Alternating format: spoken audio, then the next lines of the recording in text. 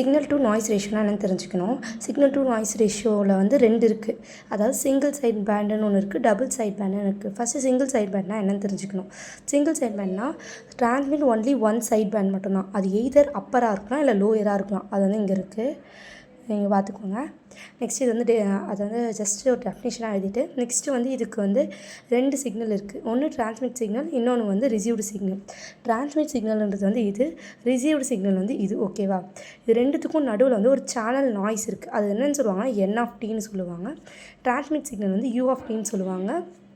Received சிக்னலை வந்து இங்கே இருக்குல்ல R(t)ன்னு சொல்லுவாங்க.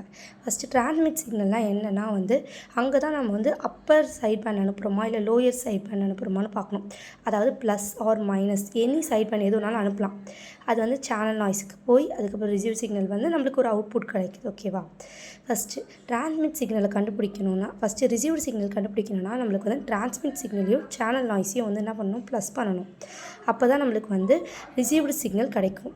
நெக்ஸ்ட்டு ரிசீவ்டு சிக்னல் கிடச்சிட்ட பிறகு ரிசீவ்டு சிக்னலையும் இது வந்து கேரியர் சிக்னல் சொல்லுவாங்க. அதாவது cos ωct கேரியர் சிக்னல் சொல்லுவாங்க. இதையும் மல்டிபிள் பண்ணி வர ஆன்சர் வந்து y(t). தென் வந்து அது லோ பாஸ் ஃபில்டருக்கு போகும். உங்களுக்கே தெரியும் லோ பாஸ் ஃபில்டர்னால் என்னென்னா ரிமூவ் த ஹை ஃப்ரீக்வன்சின்னு சொல்லுவாங்க. அது அந்த ரிமூவ் பண்ணி அனுப்புகிற ஃப்ரீக்வன்சி வந்து என்ன ஆகும்னா y'(t)ன்னு சொல்லிட்டு வரும். அதுதான் நம்மளோட அவுட்புட். அதுதான் வந்து என்னென்னு சொல்லியிருக்காங்கன்னா சிங்கிள் சைட் பேண்டுன்னு சொல்லிட்டு மாடுலேஷன் பற்றி கேட்டிருக்காங்க. ஓகேவா? ஃபஸ்ட்டு ரிசீவ்டு சிக்னல்னால் என்ன, இதையும் ஆட் பண்ணுறது தான் நான் ரிசீவ்டு சிக்னல் சொன்னேன். அப்போ நம்மளுக்கு ஆல்ரெடி தெரியும் ரிசீவ்டு சிக்னல் இங்கே இருக்குது, அதை எழுதிக்கணும் R(t). இதையும் ஆட் பண்ணுறது வந்து ஃபஸ்ட்டு நம்மளுக்கு ஆல்ரெடி தெரியும் டிரான்ஸ்மிட் சிக்னல்னால் என்ன U(t)ன்னு சொல்லியிருக்கேன். சேனல் நாய்ஸ் தான் என்னென்னு சொல்லியிருக்கேன்னா N(t)ன்னு சொல்லியிருக்கேன்னா இதையும் ஆட் பண்ணுற மாதிரி எழுதியாச்சு. நெக்ஸ்ட்டு U(t)னா என்னென்னு தெரிஞ்சுக்கணும். U(t)ன்றது வந்து இது ஒரு ஃபார்முலா. ஓகேவா? இந்த ஃபார்முலாவை நீங்கள் ஜஸ்ட் மெமரி தான் பண்ணி ஆகணும்.